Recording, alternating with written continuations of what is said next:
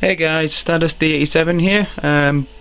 I'm back again. I've recently been asked to explain a few things with regards to my card choices in my deck for the recent UK Nationals, and one of the main topics that I was asked by a lot of people was why I chose the Midnight Invader with the Silverthorn over, the Sarah and the Alice. So I thought I'd start with this sort of video first. Right, when I first saw all the extra cards that are coming out in set 7, straight away I had a look at everything. I noticed there was quite a few grade 3s, and I took a look at all of them, and basically there's two different ways you can go with Pale Moon with regards to these cards. You got your Silverthorn the Career that lets you, basically you can stick it on as your Vanguard and then just say, right, I'm going to stick you there. Now every time I can pull something new out from the soul, it's an extra 3k boost, which is nice. It means you can make some really high attack pushes with your Vanguard, and it makes your opponent really think whether or not to guard it, especially later on in the game. It's a very nice technique you can use, especially if you've got a good feeling that your opponent has no perfect guards. You can get yourself to such a high attack, and of course a Midnight Invader being, well, hopefully being one of your rear guards, him and Turquoise can be a 21k, which at the moment is a very, very good number to be hitting, especially since the highest Vanguard you can get without a trigger being used is 11k. So the way I looked at it when I was building my deck is I wanted to build a deck that was all about high attack, and this is why I mainly chose them. I have nothing against Sarah and Alice personally. The only thing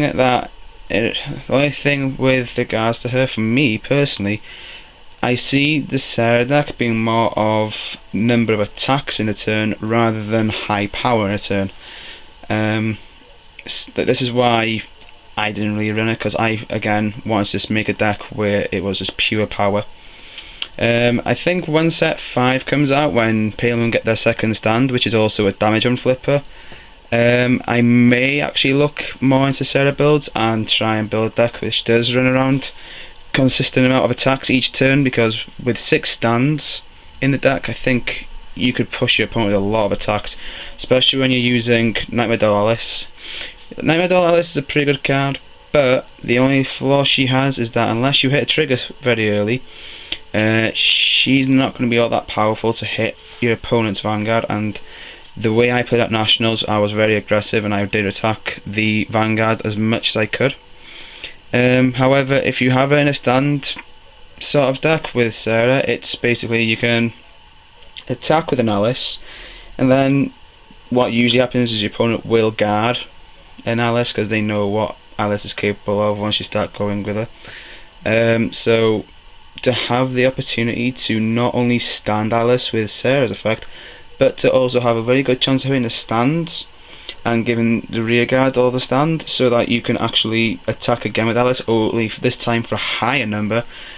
Sometimes it can be nice, especially when you consider how popular other standing deck cards are. The way I look at it at the moment is that if you were to attack with a Alice boosted by Turquoise for 19 and your opponent guards 10k, your opponent will think it's been a pretty good cost. However, if you were to say attack them with Sarah and drive check not only a grade 3 but also a stand trigger, you can then not only stand the grade 1 Turquoise and make it into a 14k to the end of the turn, but you can also send Alice to the soul and bring Alice back out, and that means then you can attack for 24, which is a pretty high number.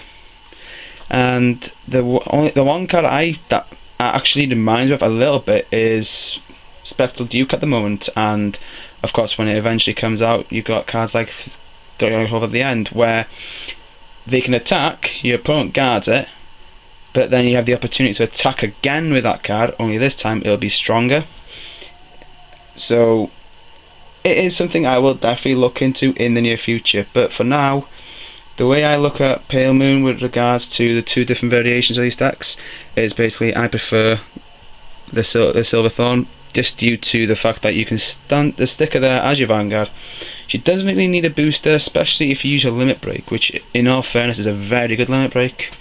But she is mainly there for me just so she can plus so much. I mean, you've got combinations in the deck, which I will show in another video, where in one turn all you need to do is counterblast one and she can have 6k boosted to her, but you can counterblast then again for so it's 12k, counterblast third time it's 18k. That makes it 28k. Now that's a very high number for a Vanguard, and that's before drive checking as well. So that she's very, this is the main reason why I chose her over anything else, is due to the high amount of attack, because when you've got cards like Purple Appeasers which don't really have a cost to call something out of the soul, it makes her very good. I am looking though at the moment into different things. I mean, RPG Caster, one of the biggest in my opinion, one of the biggest channels on YouTube when it comes to Vanguard, they commented on my deck profile video telling me one or two things that they've been trying recently, and I never thought about it personally that much. It's a very nice idea though, and I have to admit I will definitely be giving it a look, as it does sound like another way of giving her the plus 6k with one counterblast, rather than just having to use the Go Across the Gap with Appeasist.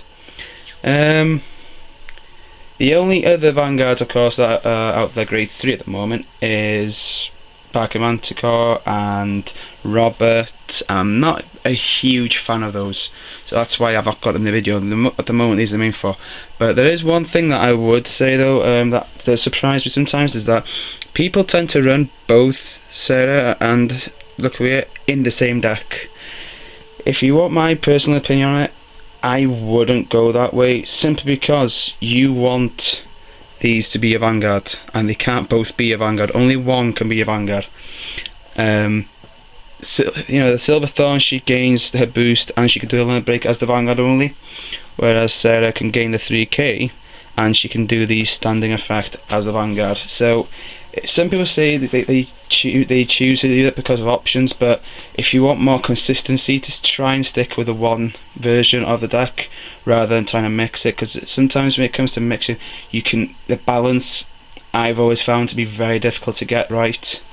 So if you stick yourself with just the one different variation, then you may find it might run a little bit better. It might run a bit better the way you like it with the Sarah, but if people asking me for what I think personally, there's one thing I would say is that when it comes to having the grade 3s, you really want to choose one that can be your Vanguard and one that can be your rear guard, which can both hit for high power.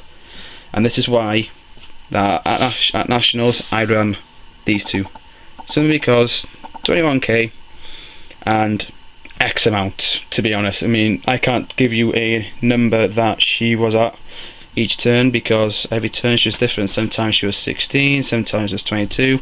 Well, I think the highest I hit at the Nationals was 34.